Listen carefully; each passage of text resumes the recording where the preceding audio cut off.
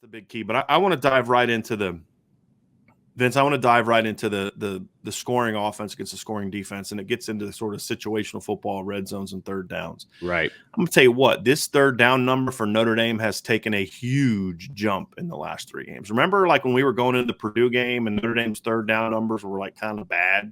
Yeah. Oh, yeah. They weren't really good on third down. And then you look at what they've been the last few games. They have been outstanding on third down.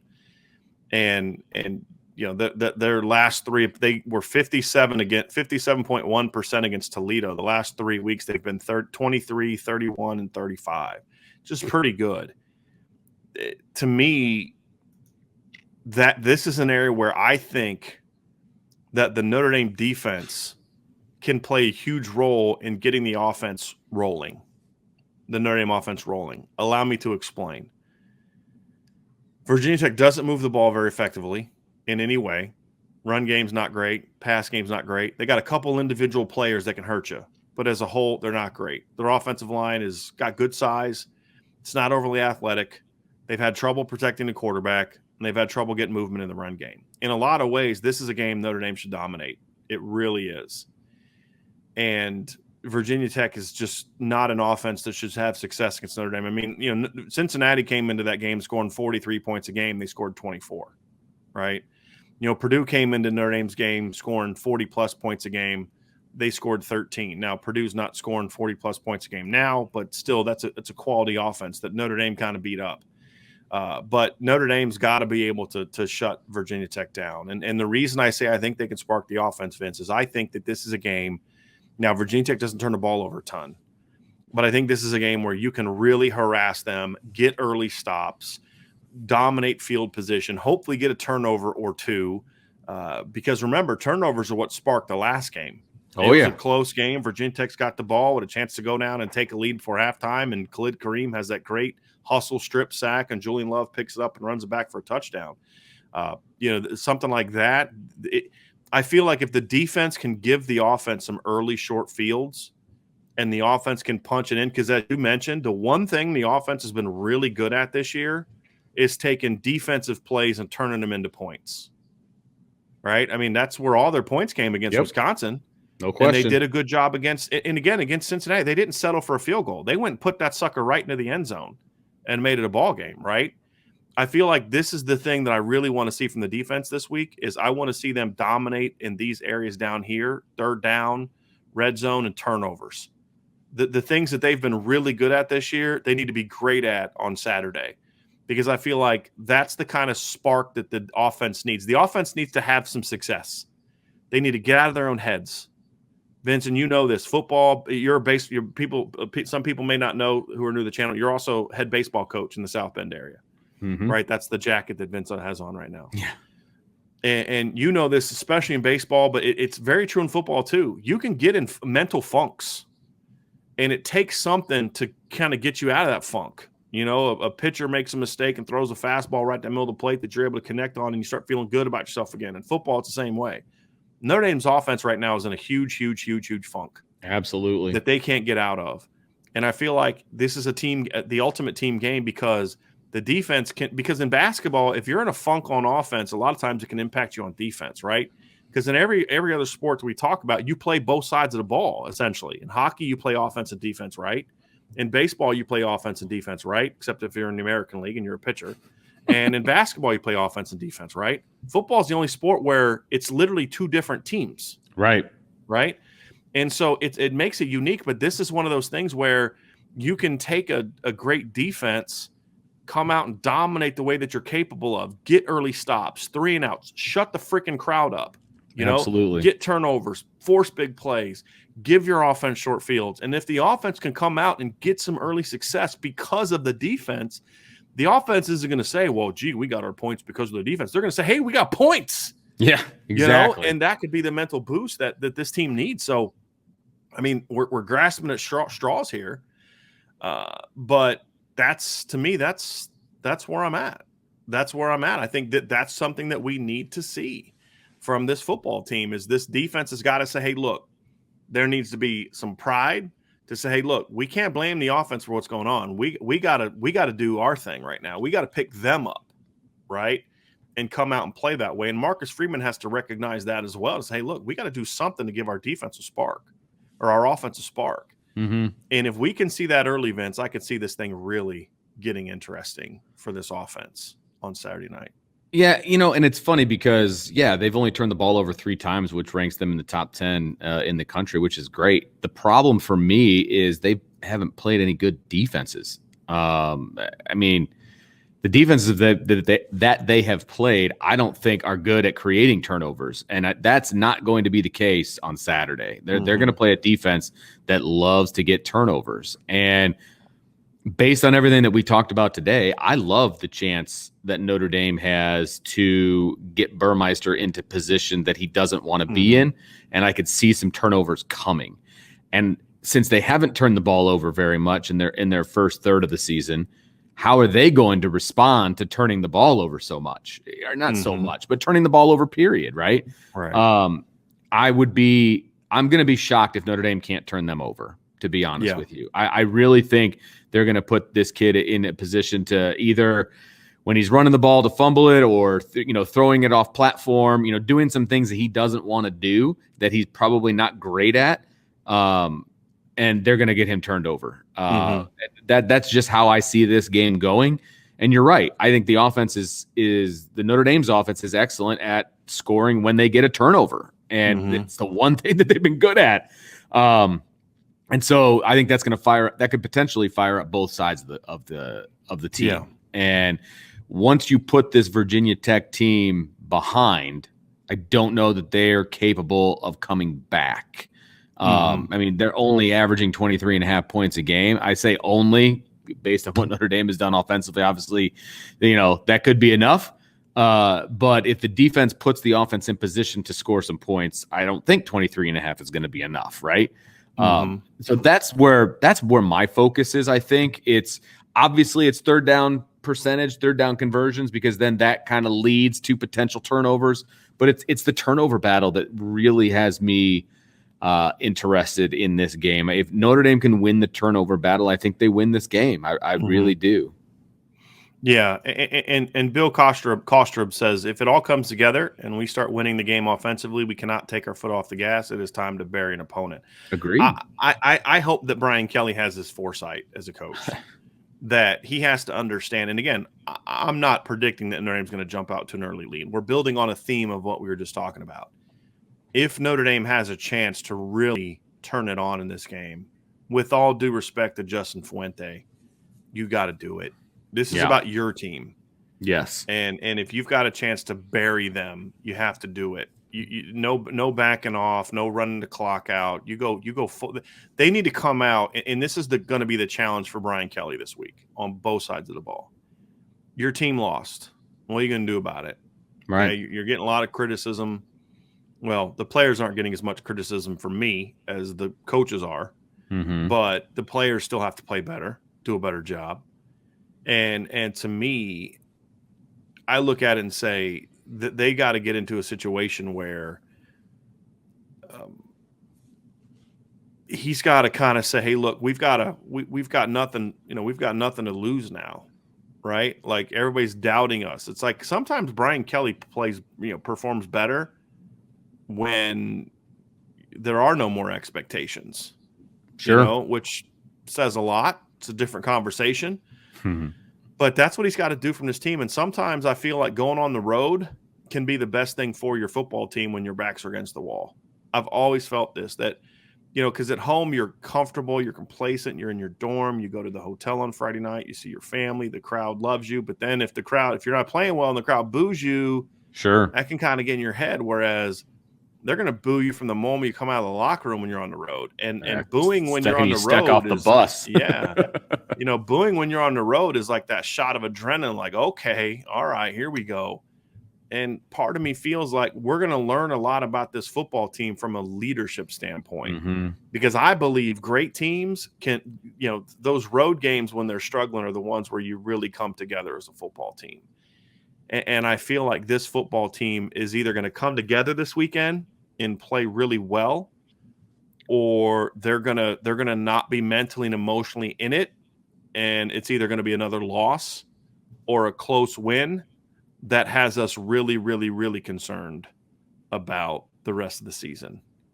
That's how I feel about this game, Vince. That's how I feel about, okay, we're going to learn who Notre Dame is this weekend. Sure. I really feel like that is the case. How do they handle this emotionally, mentally, execution-wise? What's the energy level going to be like? Those are all things that I look at and say, we're going to learn so much about this football team. And this right here, this area right here is the one that to me for the defense is going to be the one we learn the most of. How are they when it comes to, because to me it's like, be who you are, right? Disrupt the backfield, get pressures, get sacks, get hits on the quarterback, get stops behind the line. You want to get turnovers against Virginia Tech? Put them in 3rd and longs. That's how you're going to get turnovers. Yep. You're either going to get strip sacks or you're going to get interceptions, right? Yep. You want to get turnovers, beat those big guards off the line and meet the running back at the ball. Knock the ball out, right? Be disciplined on the backside of a bootleg and blow up the quarterback and knock the ball out, right? Be aggressive in coverage, jump balls and tip them and get the ball in the air that your other guys can pick off. It's all about being who you are, but it's all about attacking. Attack. And if this Notre Dame defense comes out with the same fire that we saw them come out with after the last time that people were questioning them a little bit, which was, the Purdue and Wisconsin games, then I think they're going to dominate this matchup and it's going to spark the team. If we see them come out with no emotion and they don't bounce back from the win, then we're going to also learn a lot about this team. And it's going to be a story we don't necessarily want to hear. So that's what I'm looking at. And I'm not saying which is going to happen. I'm saying those are the 2 scenarios when you lose. Sure. I mean, to me, that there is no middle ground after you lose a game. There isn't one. You're either going to go in the tank or you're going to come out pissed off. And the pissed off teams are the ones that have great leadership. And we're going to bring it up again. Said it a million times. Notre Dame loses at home to Georgia in 2017. A very dejected but also pissed off Drew Tranquil, who is one of the the nicest kids, not a trash talker, none of that, comes out and he looks at the camera and he's kind of got like this look on his face of just like he's ready to he wants to go play another game and hit somebody as hard as he can. He goes, I feel really sorry for the rest of the teams that we're going to play. And from what we were told at the time is that next week of practice and those next couple weeks of practice were intense, because the leaders of that team said never again, not happening again. Yeah, now, need to see that. Right, and they just came out and steamrolled teams for the next month of the season. If we can see that Saturday, but it's going to be about the leadership of this team. And I'm not going to blame Brian Kelly for that because Brian Kelly is what he is. He is what he is. Yeah, and he was then too. I mean, exactly. This is about Kyle Hamilton and Drew White and Jason Adamiola and Cam Hart and all these guys on defense saying, hey, that's not us. That's not acceptable. We're not, it's like that scene from they don't gain another yard. You know what I mean? Like, but it's that mentality though, Vince, right? Sure, it's that challenging your manhood. Like, hey man, who are you? What kind of man are you? What kind of player are you? You going to let them do that? You going to let Cincinnati taunt you like that? Cincinnati was taunting Notre Dame on Saturday. They had no respect for Notre Dame on Saturday. Zero. And they let it happen. Exactly. They didn't do anything about Virginia Tech pay for that. Right. And if we see that, then I'm going to say, okay, this team's back on track. If we don't see that, then I'm going to say Brian Kelly was unable to get this football team to its potential. Yeah. And John Klimek finishes off that sentence. I take each and every one of you out. That was the scene from Remember the Titans. They don't get past the line of scrimmage. I mean, that's the mentality you got to have. I don't know if they're capable of that. I am questioning the emotional leadership of this defensive football team. I am. Not saying they don't have it. I'm questioning it, meaning I'm not sure if they have it. Yeah, no, I'm with you. This weekend. Absolutely. And your All-American needs to be the leader of that, in my opinion. He needs to be the ringleader of getting that going.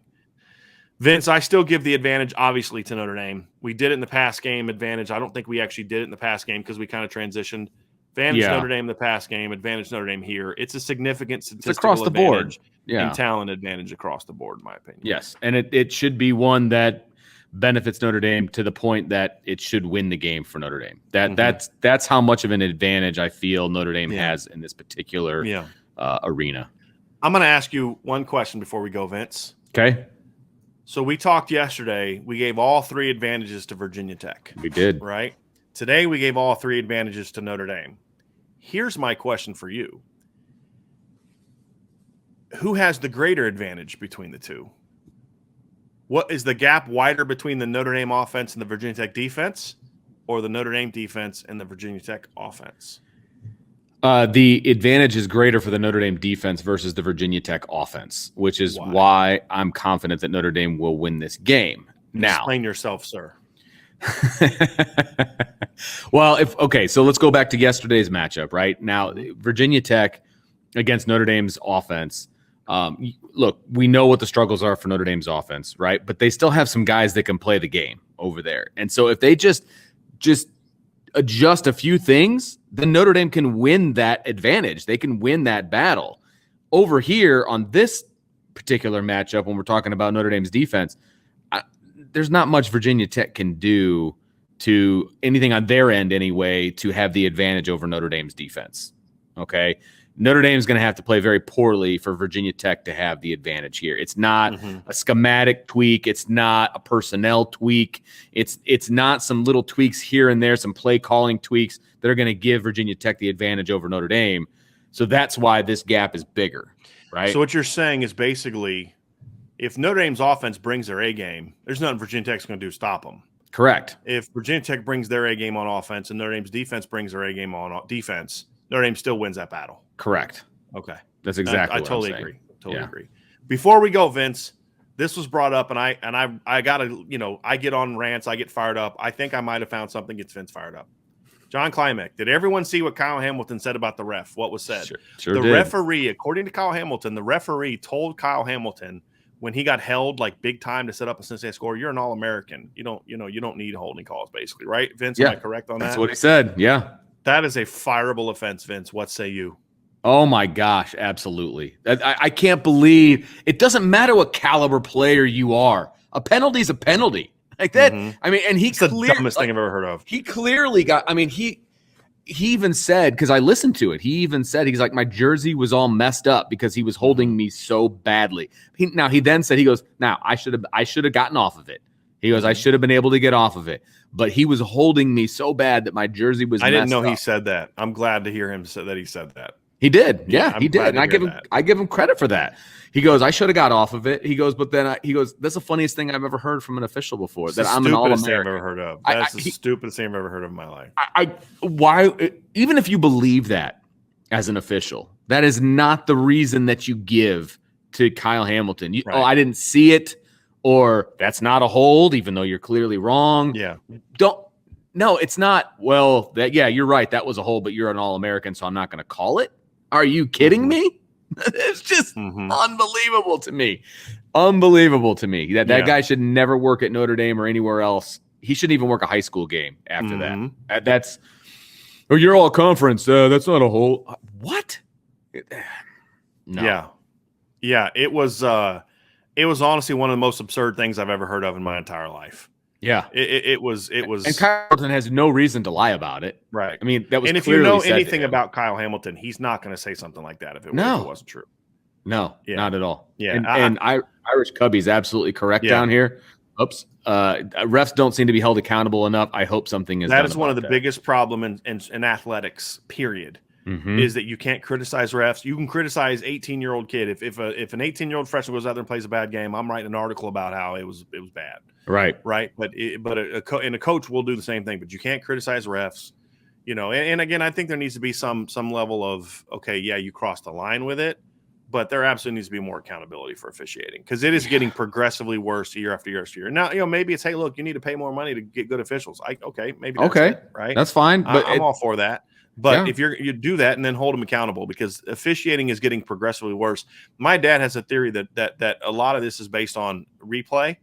The more and more replay there is, the more and more officials just kind of have buried their whistles. They swallow their whistle, And even though it holding is not a replay thing, it creates an overall just, hey, I'm not gonna make that call that could be game changing. Right. Because then there's, because of that. So I thought that was absolutely absurd. I thought that was that literally I would, if I was Brian Kelly, I'd find out who that guy is. And I said, that guy's never working another game at Notre Dame Stadium as long as I'm here. Never, ever. And well, actually, no, it shouldn't even be Brian Kelly. It should be Jack Swarbrick.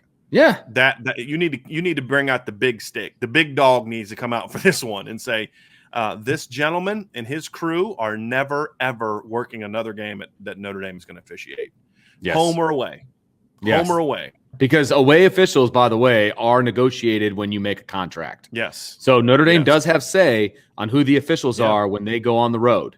So they have say. He's calling up. He needs to call up the ACC office and say that crew is never working another game of ours. Find a new crew, right? Because that's kind of disgusting. So anyway, Vince, that's going to do it for today's show. I appreciate everybody being with us today. Hit that like button, hit that subscribe button, hit that notification bell. Come to the message boards. We had a great day of sign up, or great 2 days of sign ups to the message board. We kind of, we were getting like 2 or 3 a day for about a week or so. Last 2 days, we've had a lot of people sign up. Awesome. We've had some intel pop up. I'm not going to say it publicly for obvious reasons, but I've got some intel on the message board about what I'm hearing about who's going to be the starting quarterback this weekend. Going to have some other intel. We have some things about, about the offensive line on there and kind of what's been going on behind the scenes the last couple of years and all that good stuff. So tons of great intel going on their premium message board. So you're going to find that at boards.irishbreakdown.com. Definitely check that out. NKM, appreciate you very, very, very, very, very, very much. And we appreciate all of you. This has been such a fun, just been so fun. I mean, normally, honestly, Vince, after a loss, I'm so cranky that next week and I'm just bitter, but being able to do these shows and be with everybody, we're being critical, but it's been a lot more fun because I feel like we're with family, right? We've been able to kind of vent together and get it out. And now it's time to move on and get ready to go get that next dub. So, Vince, thanks for being on with me today. You bet. Everybody, thanks for joining us today. We'll be back tomorrow. Breakdown. We're going to talk about key matchups, keys to victory, and of course, we will have our game predictions for tomorrow. Man. So I'm back and forth. I have low scoring is kind of where I'm at right now, Vince. Definitely low scoring. It's going to be very interesting to see how this one turns out. But if you're going to the game this weekend, I'll be driving. I'm actually going to be leaving Friday after the podcast on Friday and driving straight to Blacksburg. And so I'll be in town covering the game, then heading to Norfolk for about a week to spend some time with my family during the bye week. But shows are not going anywhere, folks. We're still going to have our shows. You already double check Wi-Fi, right? So they're all good to go. Made sure my mom was like, hey, get that Wi-Fi cranked up. Make sure you're ready to rock and roll because we got shows to do next week. So appreciate y'all. Have a great day, and we'll talk to you again very, very soon.